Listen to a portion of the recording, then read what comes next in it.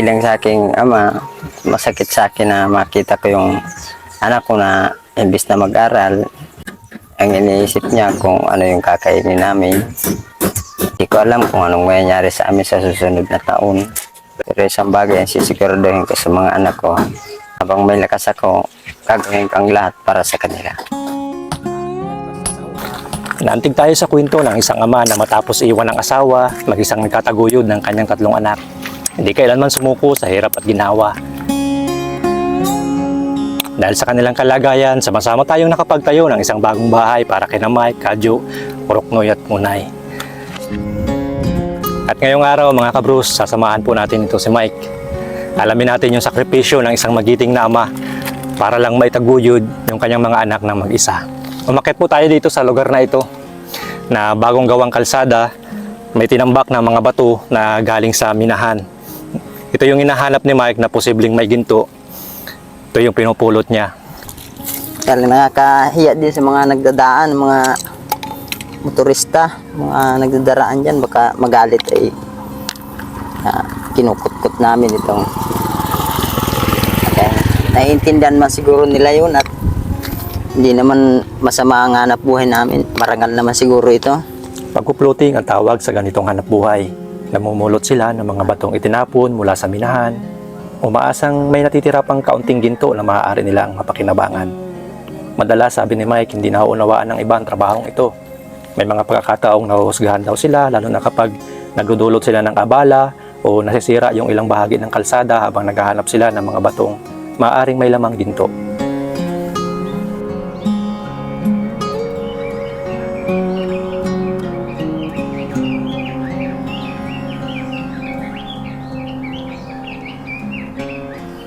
Hindi madali yung trabahong ito at walang kasiguruhan.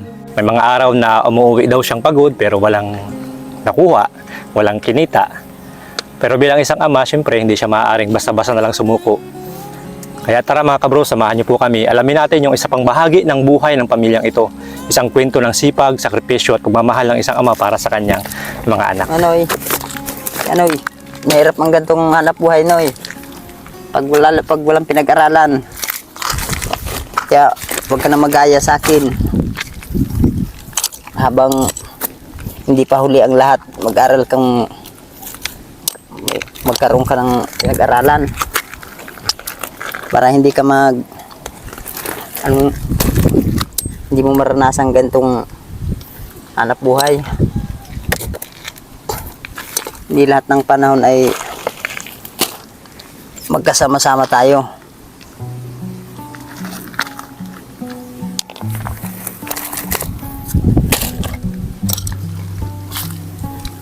Pag lalaki nyo, pagtanda nyo, kakailanganin nyo yung pinag-aralan nyo. Pag nagpabaya kayo sa sarili nyo, ganito ang mangyayari sa inyo. Hindi nyo alam kung anong dapat nyong gawin para magkapera. Umaasa kung anong magiging trabaho mo sa araw, kada araw. Huwag mo nagkabong kalin dyan sa gitna. Baka magalitan na tayo ng magdadaan. Dito lang tayo sa panabi. Sabihin tayo ay binakpil na nga dito. Kukut-kutin man natin. Nagtyaga lang talaga. Para sa mga anak ko. Yung mga gantong klase. Pag maulan, kitang-kita ito, halos kilala mo, malayo pa kilala mo. Pagka gantong mainit at yung tuyo, halos hirap, halos di makilala. Kaya sa aming patalasan na lang ng mata. Tiyaga na lang talaga para makita mong dapat kuhain. Di man pwedeng sumuko. Kahit mahirap maghanap, tuloy pa rin para sa pamilya. Walang ibang mapagkitaan, di makapaglaot at malakas. Malakas sa dagat. Malakas sa dagat. Baka lalong tayong hindi makapag-suporta sa mga bata kung tayo madisgrasya dyan. Panibagong hanap buhay tayo. Kahit sabing mahirap, okay lang yun. Basta importante meron makuha sa pang-araw-araw, pang tusto sa mga bata, mga nag-aaral. Kawawa man kung titigilan ko ang hanap buhay, kawawa yung mga bata pag laki hindi makakapag-aral. Tsaga-tsaga na lang. Pag may makuha ang swerte, edi maganda. Ito, pinupulot namin dito. Itong bato kasing ito galing sa mga minahan na baluna na siguro maganda rin ang pang-income nila. Kaya yung mga bato yung tinatapon, meron din napapasamang urunti.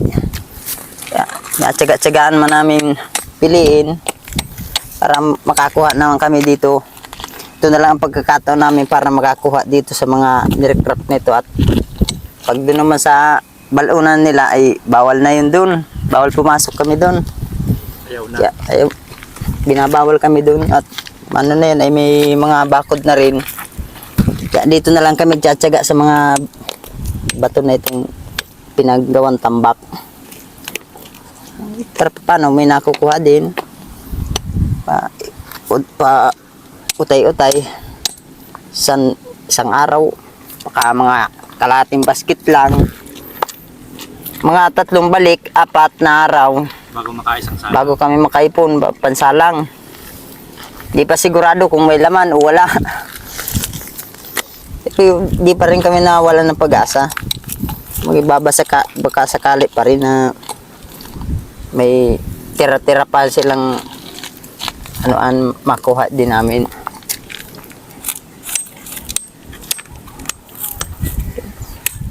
Mahirap pag ay tuyong-tuyo ang ganitong Hindi ba sa makita?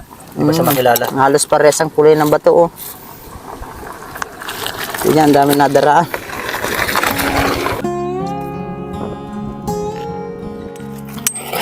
Matalsikan ka nun, sabi mo na.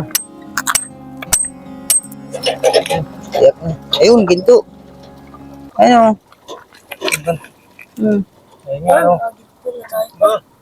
Ayos. Sure ball na. Sa Noy. Sigurado na, Noy. Meron na tayong puhunan, Noy. Oh. Ayun, malaki. Pasok. Ayun. Pasok. Lagpasan ito. Sulit din. Magsulit. Pinagpala si Mike at Urok Noy sa araw na to dahil tiyak nang mayroong ginto ang batong nakuha nila. Hindi man ito nangangahulugan na tapos na yung paghihirap nila sa araw na to. Pero isa naman itong dahilan para umuwi silang may pag-asa.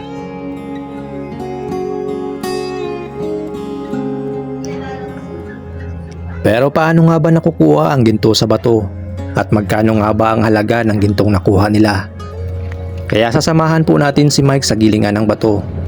Dito malalaman kung sulit ba ang 3 araw na pagod niya kasi pagkasama-samahin niya lahat ng batong pinulot niya sa loob ng 3 araw. Ilalagay ito sa loob ng gilingan at lalagyan ng tubig at paiikutin sa loob ng 3 oras. Pana natin para madurog na. Ilang oras gigilingin? Mga 3 oras.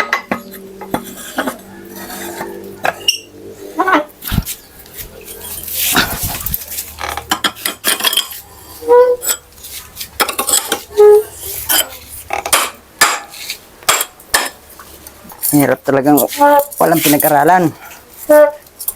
Ganun mga karamihan trabaho ganitong mapagod, sacrifice. Hindi ka pawis-pawis, talagang wala. Hindi katulad ng mga may pinag-aralan, easy lang. Kami ay magbabalat ng buto talaga sa pagod para magkapira lang.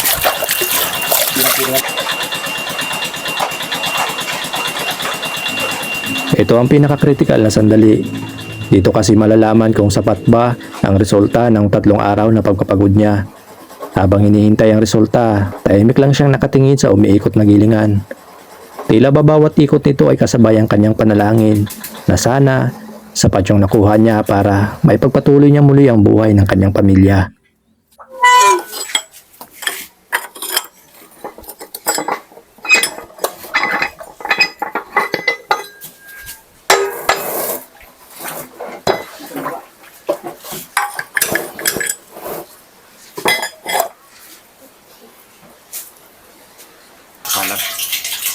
minsan na salang mo na kapag ano din at pag minsan walang piga kakaya sa sinasalangan wala mong bayad. Magkano ang bayad? Nagagastos din ng krudo ay 100 din po ang isang giling. Abonado paano pag walang ginto? Pag walang ginto ay abonado na ay kung wala mapambayad kaya din at gagastos din ng krudo. Kaya, baka sakali lang. Luping talaga minsan tsambahan din ano? Hindi mapaparehas.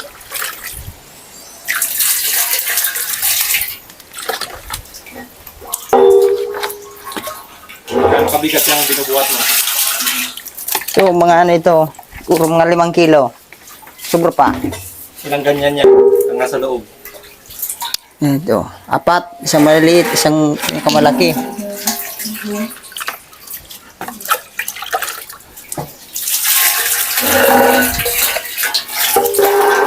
Pinakapangduro ka no?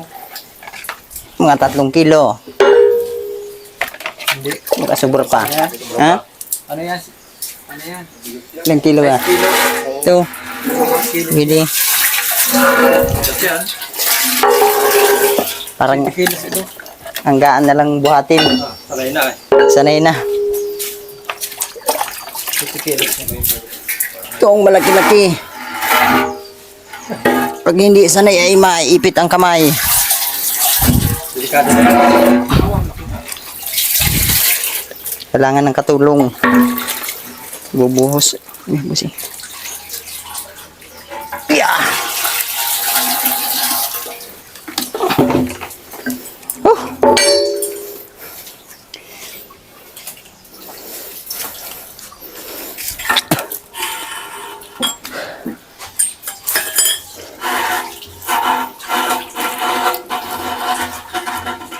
Hirap talagang walang pinag-aralan. Lahat ng trabaho ay mahirap talaga. Kailangan suungin. Hindi pwede magpahinga para sa anak. Ay, kawawa man. Hindi magsisikap.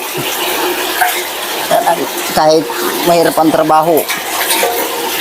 At taga talaga at lalo kung may pamilya.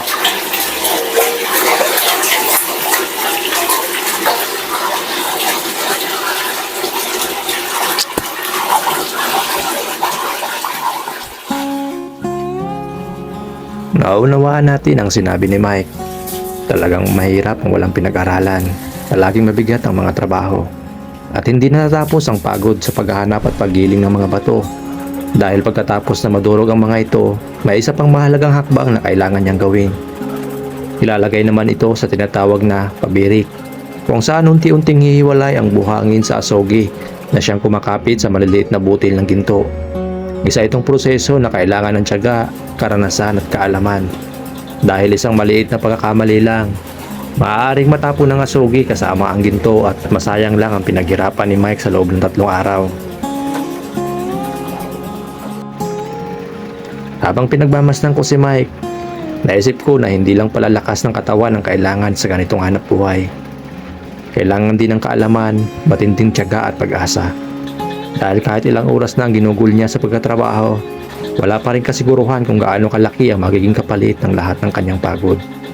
Ngunit para sa isang ama na may 3 anak na umaasa sa kanya, wala siyang ibang pagpipilian kundi ipagpatuloy ang laban.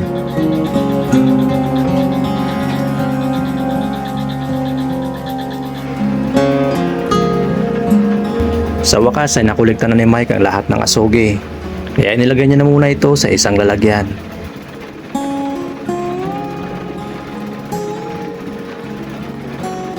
Pero may isang bahagi ng prosesong ito na hindi ko lubos maunawaan. Dahil pagkatapos, nagdurog si Mike ng yelo at saka inilagay sa asogi at hinalo niya ito ng hinalo.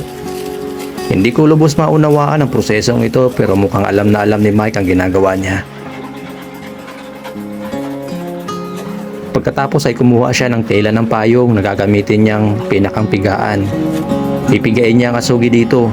Lulusot ang mga asogi pero may iwan naman ang ginto na 3 araw niyang pinagpaguran. Habang ginagawa niya ito, naisip ko kung gaano katagal ang inabot bago makarating na sandaling ito. Hindi lang isang araw ang pinagdaanan niya. 3 araw niyang pinag-ipunan at pinagpaguran ang mga batong pinulot niya. Mula sa paghahanap, pagbubuhat, paggiling hanggang sa prosesong ito. Padagdag pa.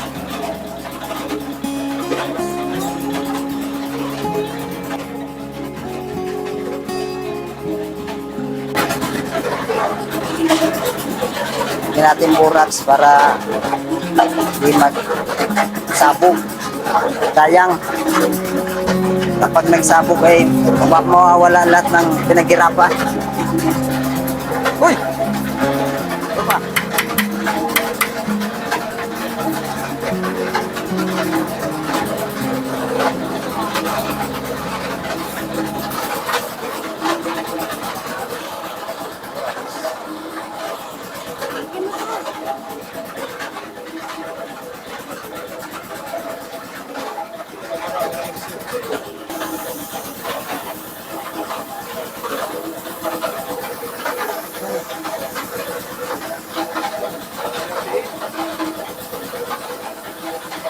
Ano sa kamay mo? Alatin man yata.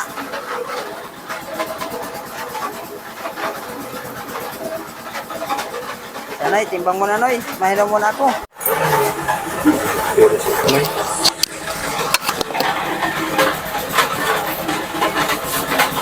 Ilang palay manjera? Ano, kalahati, di 1/4. 3 araw po nilang pinagpaguran daw yan. 1/4. Minus giling pa po. Minus giling pa 100, di 1/3.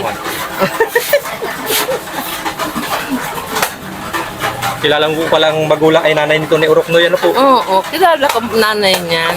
Lagi kong ginagalitan. Ano? Anong panahon? Tagkat ako. Nung panahon po. Nung panahon, lagi kong ginagalitan at hindi nagawa ng mabuti. Pero parang hindi po nakinig sa inyo, ano? Hindi nga nakinig. Nakita yata ng ano, ng mas higit. Ng mas higit ang nakita. So mga kabros, napanood natin yung sakripisyo ni Mike bilang ama. Ilang araw mo pinagpaguran yun?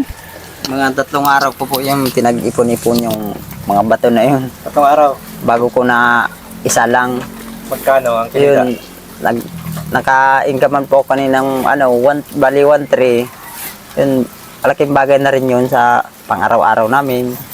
Ilang araw mong budget yun bago ka makasalang uli? Mga 1 lingguhan mo siguro po yun, maabot niya 1 lingguhan. Kasya na yun sa 3 anak na nag-aaral. Tinitipid-tipid yun na lang po para pinagkakasya ko din at para sakaling hindi pa ako makaipon ng uli ng pang-looting, hindi, meron pa rin silang pang-utay-utay na pambaon-baon. So yun mga kawan, katulad niya ng lagi sinasabi ni Mike, mahirap ang walang pinag-aralan. Yun ang trabaho ko, mag-floating lang pag minsan. Dahil pag ang dagat po kasi ngayon, medyo malakas pa. Kaya meron akong kunting na alam-alam sa pagpili-pili ng bato. May nakuha ako kami dyan pero paano pang turutos-tos na pambigas-bigas namin. At sa mga anak kong pang baon-baon sa school. Kahit paano, meron man nakukuha. So, yun mga kabros, yung inyong panonood, malaking tulong kay Mike. Tinan mo, nakagawa tayo ng simpleng bahay, pero malaki na yung naging pagbabago sa buhay nila. Ano, Mike? Saka pala, mga kabros, may bibigay din tayo, may nagpapabigay kay Mike ng 1.5 na panood yung sakripisyo ni Mike. Mike, para daw sa iyo, pabili mo daw yan ng bigas. Ay, thank you. Maraming salamat po sa nagbigay. Ay, malaking tulong na rin ito para sa akin. Hindi ko na ito pagpapaguran na ilang araw. Pambomba ng mga anak ko sa pang-araw-araw.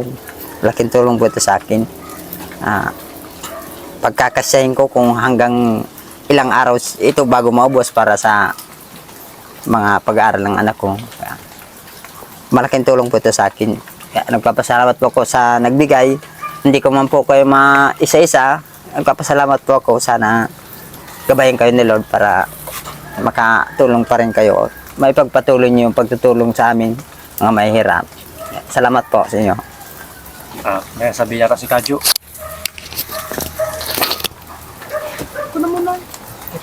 Dito kami. Mahiyaan. May sabi si Jo. Salamat nga po pala sa nagbigay po nitong pera. Makakatulong na po ito sa pag-aaral namin. di na po si Papa mahihirapan sa pagluting kahit po ilang araw po si Papa magpahinga po muna at kasi meron po kayo, nag-abot po kayo kahit para paano. Di man po namin kayo lubos na kilala, nagpapasalamat pa rin po ako sa inyo. Dahil po di niyo po kami pinapabayaan, lagi po kayong naandyan. Salamat po. Ay, sana nga po pala, sa request ko lang po, natapos na po itong paisa po. Ang request ko lang po ay, service ko lang po sana pupuntang eskwelahan, kahit lang po bike, yun lang po. At na para po din po pag wala po si Papa, kaya ko din po magpasok dahil po meron po ako mabike. Malayo din po dito ang eskwelahan. Kaya po pag tuwing umaga, kahit gusto ko maaga po magpasok, minsan po nakakapunta din po ako dun. Mga taratanghali na din po kasi lakad lang po ang ko papunta dun. Mga ilang oras mong nilalakad papunta sa school? Alis po ako dito alas 6, punta po ako dun mga 7:30, saktong time na po. 7:30. Sa kalahating oras din mga kabros, layo din. Sana nga magawa natin kabros ng paraan. Karoon man lang ng bike daw si Kadyo. Kaya si Oroknoy, marunong ka mag-bike Oroknoy? Nangihiram-hiram yan dyan ng bike pag marunong sana mag-bike.